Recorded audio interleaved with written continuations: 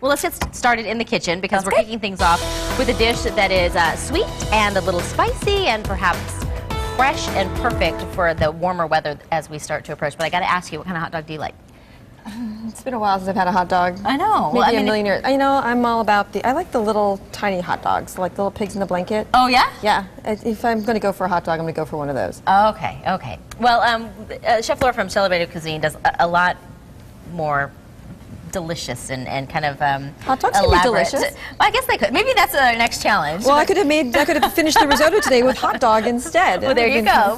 Today she is the mastermind that's behind the risotto with pancetta and watermelon. An interesting twist with the watermelon. I like that. Well, you know, and I can't take credit as being the mastermind because I actually tasted another chef's version of this and I was really intrigued. So I did a little research, and actually New York Times did a really cool article on combining these particular flavors together. So I looked at that and I created my own version of this, which is what we're making today. So it's the sweet and it's the salty. It's the sweet and the salty, and who doesn't love sweet and salty? I mean, very few. Yeah. Now, I'm sorry, the salty's not coming from olives, okay? So again, I forgot, I know. okay? It's like a couple weeks in a row now. But you know what? That actually would work in this dish because it's very Mediterranean oriented and that you could actually fold into if you wanted to. Okay. So I'm going to give you the literary or the culinary license to do that if you want. Why, thank you. But here's the deal. So we're making risotto. I'm going to get it started because we don't have a lot of time, and the one reason people don't make risotto very often is that they think it's time consuming.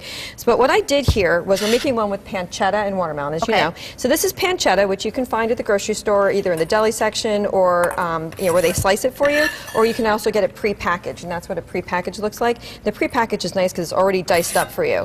And what I did was I put it into the saute pan, started cooking it with nothing in here. I didn't add any butter or anything else because, as you can see in the pan, it renders the fat from the pan. Okay, so I don't, or from the pancetta, I should say. So I don't have to add any more fat to that. So, but what I'm going to do, because I can, is I'm going to take this now and I'm actually going to cook our other ingredients using the fat. So we're building the flavor layers. So what this is just sweet onion that I chopped up, finely chopped. And you can use yellow onion if you want to. But not a shallot. Not a shallot. How come? Because I opted for an onion. Oh, but I mean, if you're, I love the flavor of shallots, and you're the one that turned me on to it. Well, okay, and so I'm glad to see my reach, but you know, you could do shallot actually if you want to. The sweet is going to provide a different. And you know, it's a good point because it is sweeter. And the other thing too, which is interesting, is if you have a recipe that only calls for like 2 tablespoons of onion, then use a couple shallots instead. And you won't have any waste either. Okay, all right. Okay, so what we're going to do is we're going to add this to here, and I'm going to have you come around my other side. You're going to become our little saute person. And I'm going to have you take this little spoon and just start to cook this down a little bit. Now, what I'm showing you is this is a classic technique for risotto. So no matter what kind you want to make, you're always going to take the steps that we're doing. Okay, you may not have any pancetta in the pan, but you're always going to cook what we call our aromatics first, our onion, our garlic, etc. And once that just cooks a little bit, and I'm going to add just the teensiest bit of salt because we have salt coming from our pancetta. Once we've had an opportunity to do that, what I'm going to do is I'm going to add to this our arborio rice. Okay, so arborio rice is the classic rice that is used for risotto. You can also use something called carnoli. And this is going to actually grow in size almost 3 times. Okay. Okay, so I'm going to add this to here, and I'm going to have you go ahead and do what we call parching the rice. So you're going to go ahead and stir that in so all the flavors in the pan. I don't think I know what parching is. Did I just mess up the parching? No, you are parching like a pro. You are the pro parcher, so, and an alliterative one at that. So what we're doing is we're going to coat all those flavors together now. And it just takes about a minute or so, and you'll see we'll actually get a little color on the rice too. We're toasting it, okay? So we're giving it some part cooking. Okay, so in layman's term, we're browning the rice. Okay, fine. Right? Fine. Are we? Yes. Yeah, we're browning the rice. We're toasting it. So let's just, we'll call it that. Now, once we've done that for a few minutes. Chefy on me. I know, I can't help myself. Parching. It's browning. So, you know, my nickname is Chefy, by the way.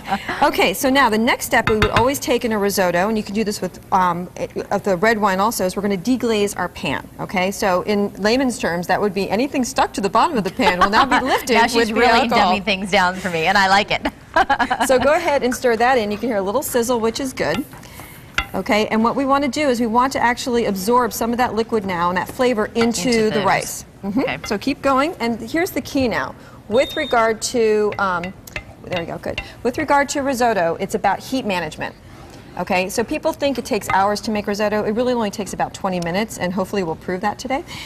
So what will happen is we're going to have the grain get absorbed, okay, absorb all that liquid. Or And the most liquid of it. being a white wine. The white wine, right. But then to your right, I have stock sitting in the pan. And you can use water, you can use vegetable stock. In here I have chicken stock.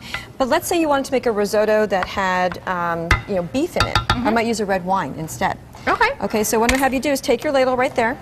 This, okay. And now what the process is that no one else is going to see for a while. This doesn't need a little bit more time? Nope, you're going to start add one of those into this, and now put that down. And then what's going to happen is I will slowly just keep stirring this, and the rice is going to slowly absorb the heated stock. All right, so I'm going to let you love on this a little bit. That's what I'm going to do. And then we're going to check back in with you in a couple minutes and to we're finish going up to the finish dish. the dish. Yep. Sound good? I'll be here. All right.